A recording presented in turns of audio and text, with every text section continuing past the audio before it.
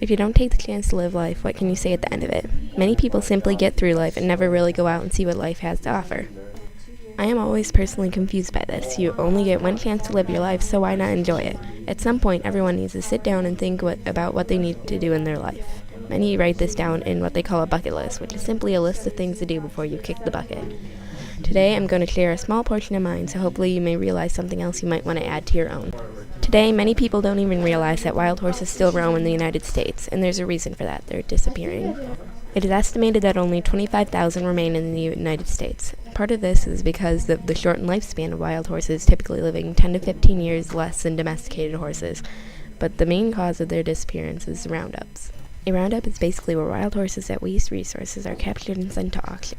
Those who are not healthy enough to be sold are sent to slaughterhouses. If not for a wild horse's strength and instincts, they would probably be extinct by now. I think it's smart to try and see them before it's too late. How many times have you been excited for a sporting event and then find it was canceled due to the bad weather? This has never happened to anyone waiting for the Kentucky Derby, which is one of the reasons why I want to see it someday. The Kentucky Derby is held in Churchill Downs in Louisville, Kentucky, the first being held in 1875. About 10,000 people gathered that year to watch 15 thoroughbreds run a 1.5-mile course. Today, the Kentucky Derby is a 1.25-mile race for 3-year-old thoroughbred horses and draws an average of 150,000 visitors every year. Most people have heard of one of the most successful horses in the race's history, Secretariat. In 1973, the Triple Crown winning horse ran the 1.25 miles in 1 minute and 59 seconds, setting a new record that still has not been beaten. Even after 138 years of history, the Kentucky Derby is still one of the most popular sporting events in America. If you were asked what the largest animal in the world was, what would you say? Would you say the Great Barrier Reef? If not, then you'd be wrong. Most people think that scuba diving is the best way to see the Great Barrier Reef. The Great Barrier Reef is one of the oldest animals in the world, thought to be about 500,000 years old. The Great Barrier Reef is composed of over 2,900 individual reefs and has over 900 islands stretching for over 2,600 kilometers and covers an area of 133,000 square miles. The Great Barrier Reef is one of the 7 natural wonders of the world and is visited by over 1 million people yearly. Scuba diving is difficult to do, however, due to strict laws and fear of damaging the reef. Many people would like to visit New Zealand before they die, and many would like to go ziplining there. However, many do not consider a full canopy tour. If they do, there is only one place to do it, literally. There is currently only one company offering canopy tours in New Zealand, Rotorua Canopy Tours. They offer a 1.2-kilometer network of zip lines, swing bridges, treetop platforms, and walking trails deep in the virgin New Zealand native forest. The zip lines featured in the tour take you up to 40 meters above the ground, and some bridges even reach above 50 meters. The trips can last up to 3.5 hours and are available daily all year round. When going on a tour, you receive 2 guides and can bring up to 10 people, including yourself. New Zealand is famous for its jungles, so why not see them someday? Many people dream of seeing Niagara Falls one day, but what they don't realize is that there's more falls than that. Victoria Falls is located on the border between Zambia and Zimbabwe, and travelers can access the falls through either Livingstone, Zambia, or Victoria Falls, Zimbabwe. It is less known, but is one of the 7 wonders of Africa and one of the 7 natural wonders of the world.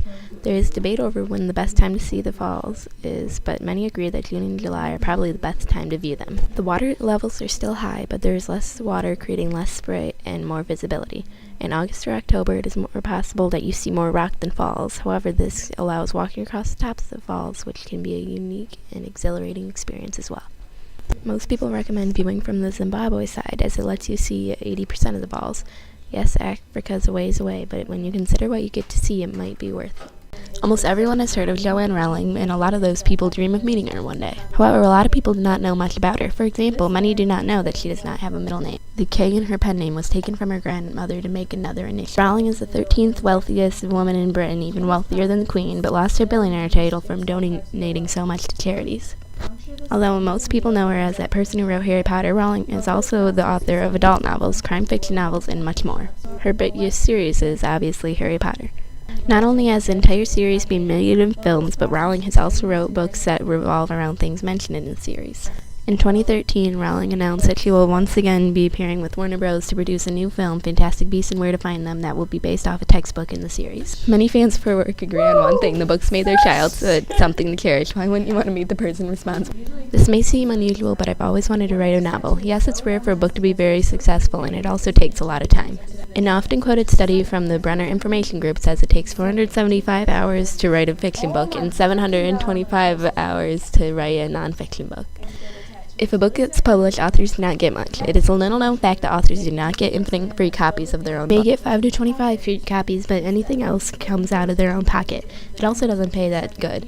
Authors typically only get 10% of the profit of a book, and if a book has illustrations, that profit has to be shared with the Even with these downsides, people still write books hoping to be lucky. In the United States, an average of 57 books are bought every second. Are one of them going to be yours? 19 hours and 40 minutes. You may wonder what that means, so I'll tell you. That is the combined length of all 8 Harry Potter films. It took 10 years to make all 8 films, but since they've been released, the movies have made over $7 billion, almost $8 billion.